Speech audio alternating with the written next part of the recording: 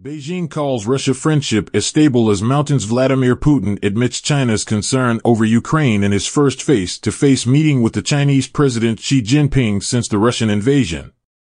During the meeting in Shanghai Cooperation Organization Summit in Samarkand, Uzbekistan, Mr. Putin thanked China for their balanced position on the Ukraine war and blamed U.S. for attempting to create a unipolar world. In reaction to that, the Chinese government readout during the meeting that said Russia and China would extend the strong mutual support on the core interest of the both countries. Further, they said, together the two countries would play a leading role in creating stability into the world of disorder. They added the Russian-Chinese partnership as stable as mountains, but did not mention the war on Ukraine. The invasion in Ukraine has put the world in food and energy shortage, with prices soaring high. Even Moscow is witnessing its worst economical crisis since the Cold War era. The war has left Russia alone against the West, battered with sanctions.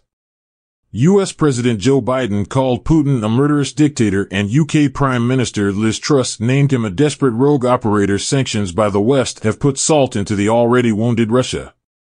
In these crucial times, Beijing is willing to work with Moscow as major countries, but does not endorse the Russia's special military operation, as they call the Russian war. Nonetheless, China has grown the trade with Russia ever since Russia started the invasion. Putin acknowledges the support from China by saying, "We highly value the balanced position of our Chinese friends when it comes to the Ukraine crisis." China, whose relationship with the West already going south on the issues of Taiwan, has sent troops to take part in joint military exercises with Russia. It has also aided Russia amidst the Western sanctions.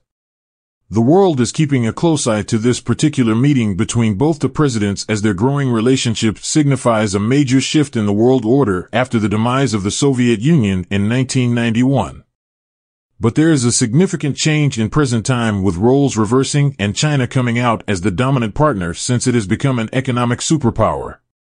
Senior Research Fellow at the University of Oxford's Department of Politics and International Relations and a Research Associate at the Oxford China Center, Professor Emeritus Rosemary Foote, in an interview with the BBC, says Putin is getting more out of it than she. Russia is quite isolated internationally, so it's important to show that China is a supportive partner, not an ally, but certainly a supportive actor. There is a close relationship. What is in it for Mr. Xi? The Chinese president is looking for a third term at the Communist Party Congress next month. The significance of his visit to Central Asia can be measured by the sole fact that it is his first time ever leaving China ever since the COVID pandemic. Describing Russia-China friendship as stable as mountains, he went on by calling Vladimir Putin as old friend. In addition to that, China is buying Russian oil and gas at discounted rates when Europe reduced the trades due to the sanctions. Moreover, last month Beijing also agreed to pay for gas in Russian rubles and Chinese yuan, providing Russia a much-needed alternative to dollars as a foreign reserve while helping China in boosting the yuan as an international currency. Professor at the Johns Hopkins School of Advanced International Studies, Sergei Radchenko, believes the hope is that this pivot will work and will have credible dividends for Russia. But I don't see this happening. Further, he says what Russia needs is ultimately in the West, its technology, its markets. Russia requires Western technologies to develop oil and gas fields offshore, and there's a big question mark about whether Russia will be able to do that without Western support. It's very difficult to change the direction of gas flows. The Soviet Union and Russia spent decades building networks of pipelines to Europe, and that's where the physical infrastructure is. It's very difficult to reorient Russian energy markets towards Asia.